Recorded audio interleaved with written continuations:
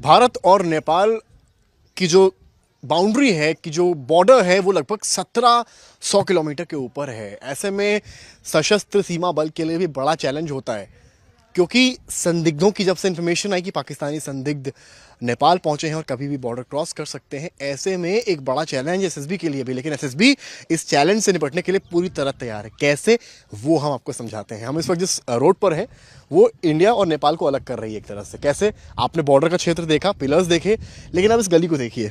ये जो गली आप देख रहे हैं, आपको किसी गली मोहल्ले टाइप लुक दे रही है, ये भारत का क्षेत्र है।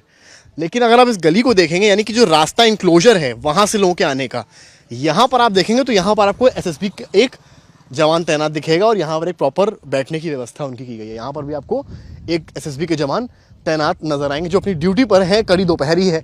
अब ये एक सड़क है जिसमें आने जाने का रास्ता है, इधर उधर का, सामने की तरफ बॉर्डर है। यहाँ जब हम क्षेत्र में एंटर करते हैं तो यहाँ हम धीरे धीरे पहुँचते हैं कहाँ पर, नेपाल की ओर। अब आपको मैं समझाता हूँ यहाँ मैं क्यों आ रहा हूँ। यहाँ पर सामने एक पिलर है, अगर कैमरामैन गौरव जूम कर पाए उस पर, तो वो नेपाल का क्षेत्र है। हालांकि ये नोमैंस लैंड है जहाँ से हम इस वक्त रिपोर्ट कर रहे हैं। यहाँ मैं क्यों लेकर आ रहा हूँ, अब आप समझिए। अब हम जब यहाँ आते हैं, ये जितनी दुकानें हैं, ये दुकानें जो हैं ये नेपाल की हैं, ये नेपाल की दुकानें हैं। अब इधर आइए हमारे साथ, और हम आपको यहाँ लेकर इसलिए आ रहे हैं क्योंकि यहाँ भी सामने जैसे आपने एक गली, एक मोहल्ला देखा जो भारत के क्षेत्र में आता था, जहाँ से वो लोग वहाँ आ सकते हैं, तो वहीं यहाँ भी एक गली है, यहाँ भी एक मोहल्ला है जो आपको इस तरफ ले जाता है। यहाँ से भी नेपाल के लोग आ सकते हैं। और कैसे कोई संदिग्ध इधर से उधर ना आ पाए, केवल एसएसबी ही नहीं बल्कि जो आर्म्ड फोर्सेस नेपाल की हैं वो भी यहाँ तैनात हैं।